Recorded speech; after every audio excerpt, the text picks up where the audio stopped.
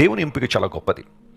ఇతనెందుకు పనికిరాడు, వీరెందుకు కొరగారు అన్న వాళ్ళని దేవుడు ఎన్నుకుని వారి ద్వారా విశేషమైన అద్భుతాలు ఎన్నో జరిగించారు, ఆశ్చర్యకాలు జరిగించారు. బైబిల్లో ఎన్నో వచనాలు, ఆధారాలు ఈ విషయం గురించి మనం తెలుసుకోవచ్చు. నా కృప అతనికి తోడుగా ఉండజేసేదను. గమనించిన పిల్లరా, మనకేమున్నా లేకపోయినా దేవుని కృప మనతో ఉంటే అంతకన్నా ఆశీర్వాదం మరొకట్లేదు. పౌలు మహాశయుడు ఒకసారి దేవుని సన్నిధిలో ప్రార్థన చేశాడు. ప్రభువా, నాకున్న ముళ్ళు తొలగించి ప్రభువా అని ప్రార్థన చేశాడు. ఎన్నిసార్లు ప్రార్థన చేశాడట? ముమ్మారు అడిగాడు దేవుణ్ణి, 3 సార్లు. అయితే దేవుడు ఇచ్చిన మాట ఏంటో తెలుసా? ఆయన ఇచ్చిన వాగ్దానం ఏంటో తెలుసా? నా కృప నీకు చాలు అన్నాడు. My grace is sufficient for you. నీకేమున్నా లేకపోయినా నా కృప నీతో ఉందో లేదో చూసుకో పౌలా, అది సరిపోద్ది అన్నాడు.